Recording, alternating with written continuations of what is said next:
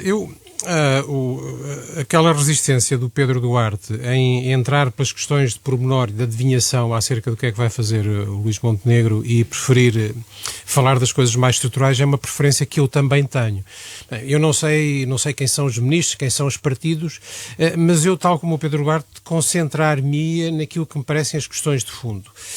E eu acho que a grande opção que se abre ao governo da AD é saber se vai querer iniciar este ciclo como um governo altamente ideológico, dando espaço a um conjunto de temas que surgiram até durante a campanha eleitoral e que são temas divisivos e que há sempre quem no espaço da AD goste de fazer bandeira e que acho que isso é a essência da política, mas tem outra opção, que provavelmente será uma opção mais bem-sucedida, que é uma opção mais pragmática.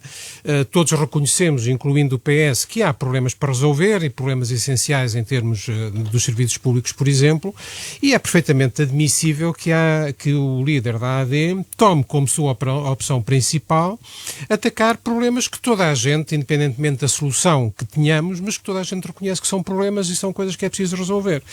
Eu tenderia a apostar que, até pela influência tutelar do professor Cavaco Silva na abordagem que Luís Montenegro fez à campanha, eu estaria disposto a apostar que Luís Montenegro considerará como a sua primeira via uma via de mostrar que é um partido reformista, um partido capaz de resolver questões que estão em aberto na sociedade portuguesa e, no meu entender, será bom para o país que o governo tome essa opção, apesar de essa opção ser provavelmente no curto prazo a opção mais difícil para o PS, porque é evidente que é sempre mais fácil ser oposição a um governo muito ideológico, que carrega nas tintas e que, enfim, e que radicaliza as coisas, porque isso, enfim, facilita mais unir o nosso campo, mas do ponto de vista do país e a prazo mais médio prazo para a própria oposição, eu acho que era bom nós encontrarmos uma fase do nosso país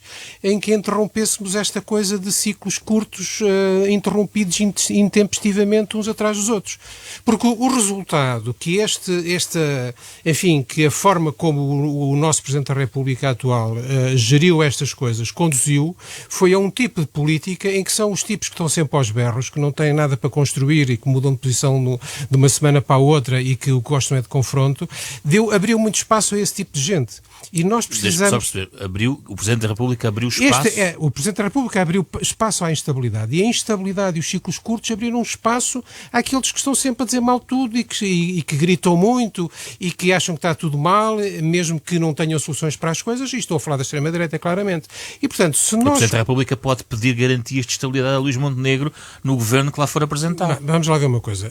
Não vamos confundir os planos. É o mesmo Presidente. Há quem vá agora assumir a responsabilidade governativa, há quem tenha que assumir a oposição. Eu penso que o Estado-Geral do PS ontem foi muito claro sobre essa matéria. Nós somos oposição, queremos ser oposição responsável, tal como o país precisa de uma maioria de estabilidade, também precisa de uma oposição de estabilidade. E, portanto, ele disse imediatamente, dando alguns exemplos, de áreas em que, se a maioria entender que é preciso fazer já e que precisa de margem orçamental, o PS estará disposto para, nessas áreas de consenso, em que mais coisa, menos coisa, todos disseram que querem resolver.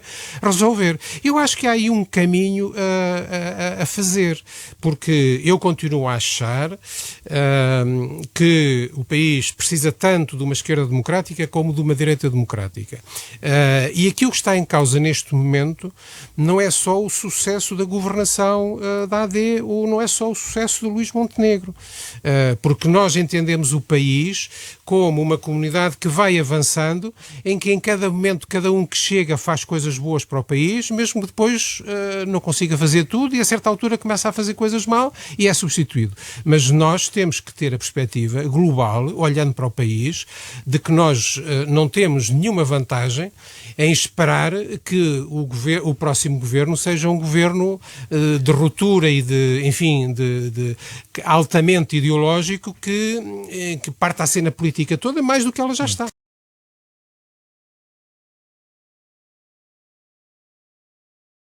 O Pedro Duarte escolheu ser ingênuo de propósito publicamente acerca do Presidente da República. A gente sabe que ele não é ingênuo, mas pronto, eu percebo. Eu sou ingênuo por natureza. A verdade é que o diálogo entre Belém e as fontes de Belém publicadas é indecoroso.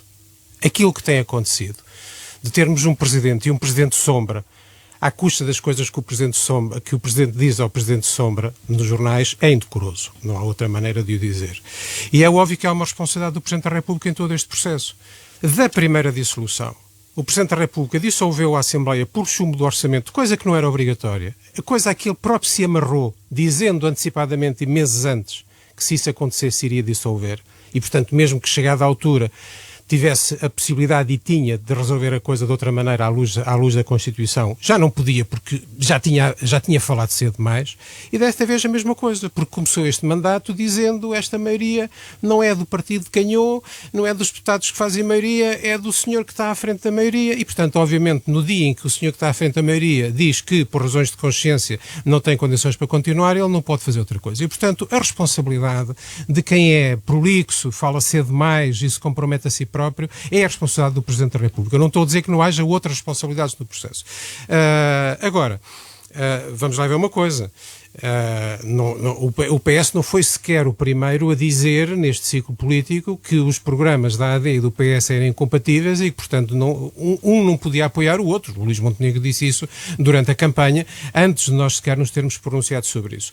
Se a ideia da AD é pedir que uma oposição responsável seja uma oposição domesticada, não está a perceber qual é o papel da oposição numa democracia. Uma oposição responsável é uma oposição que é capaz de ir ao encontro das iniciativas de convergência que existam, mas não é uma oposição domesticada, porque uma oposição domesticada existe na Rússia, noutros países assim, mas não em países democráticos.